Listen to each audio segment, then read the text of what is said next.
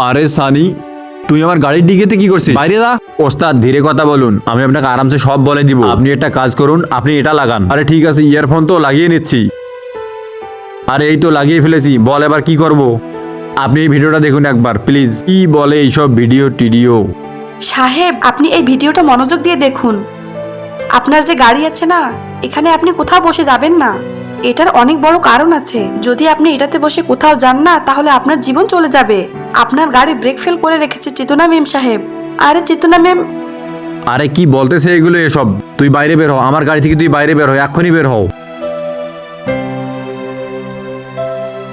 আরে সাহেব, ওনার অন্য কারোর সাথে চক্কর চলতেছে। ও আপনাকে ভালো টালো কিছুই বাসে না। আর আপনার মরে যাওয়ার পর আপনার সমস্ত প্রপার্টি কার নামে হয়ে যাবে? মেম সাহেবের নামে হয়ে যাবে না? এজন্য আপনাকে মারতে চাচ্ছে সাহেব। যদি আপনি আমার কথা বিশ্বাস না করেন না, তাহলে একটা কাজ করুন, আপনার মেম সাহেবকে বলুন আপনার সাথে যেতে। উনি তো ক্যাব বুক করেছে না। আমি আপনাকে বলে রাখলাম, ও আপনার সঙ্গে কখনোই যাবে না। এই দুইটা ছবির ভেতর থেকে যে কোনো একটা ছবিকে ভালোবেসে থাকলে ভিডিওটিতে লাইক করে চ্যানেলটিকে সাবস্ক্রাইব করে দাও। আর যদি না করো তাহলে আমি বুঝবো তোমরা ছবি দুটাকে ভালোই বাসো না। আর কমেন্টে লিখে যাও আমিন। বিভোর, কি হয়েছে? এর সাথে চিল্লাচ্ছ কেন? ও চেতনা, ওই কি হয়েছে কি, এই গার্ডটা না আজকাল অনেক বদমাশ হয়ে গেছে। ছাড়ো, তোমার অফিসের জন্য দেরি হয়ে যাচ্ছে, তুমি অফিসে যাও। হ্যাঁ, আমি তো অফিস যাবোই চেতনা। তুমি আমার সাথে চলো, আমি তোমাকে মার্কেটে ওইখানে নামিয়ে দিব। অফিসে বলে আমি অর্ধেক দিন অফিস করব, আর তোমাকে শপিং করিয়ে দিয়ে তারপর আমি অফিসে চলে যাব।